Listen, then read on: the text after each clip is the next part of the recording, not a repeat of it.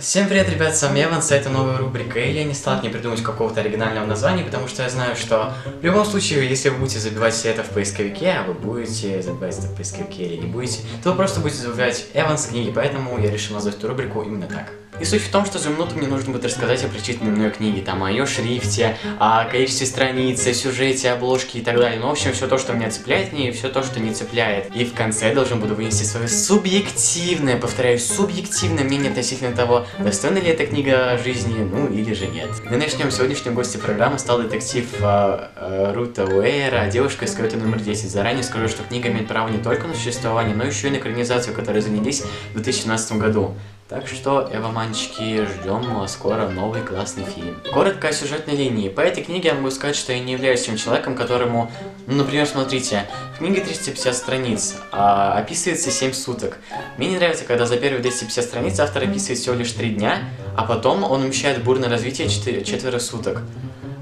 Мне не очень это нравится, мне больше нравится, когда сюжет идет ногу с количеством страниц, но это опять же таки мое субъективное мнение, напишите мне в комментариях, мне будет интересно его почитать. Коротко о сюжете. Девушка с паническими атаками, депрессивными расстройствами, которые сопровождали ее все ее детство, стала журналистом. Чтобы подняться по карьерной лестнице, вместе со своей начальницей Роуэн, Лора Блэклок отправляется в круиз на большом круизном лайнере Аврора. Но проблема в том, что за несколько дней до круиза в Лориной жизни произошло одно не очень хорошее событие, которое спровоцировало у нее новую фобию. С этой фобией ей нужно будет прожить более 5 дней на круизном лайнере. В первую же ночь круиза Лора слышит крики из соседней 10-й каюты. Лора ничего не знает о ней и проживающей там девушке, кроме того, что перед ужином она зашла к этой девушке попросить душ.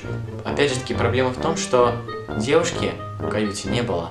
И по спискам в этой каюте тоже никого не было. И скажите спасибо, что я вам рассказал больше, чем в кратком описании, потому что я считаю, что эту книгу должен прочитать абсолютно каждый. Тут очень интересный, захватывающий сюжет. Ребят, несколько слов об оформлении этой книги. Я не могу сказать спасибо огромное людям, которые ее печатали. Это детективы новый уровень.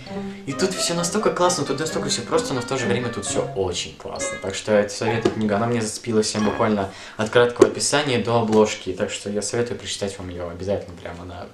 И жду экранизацию, надеюсь, что вы тоже. А на этом все. Меня зовут Эмма, ставьте пальцы вверх, подписывайтесь на канал. На этом все, увидимся в новых роликах.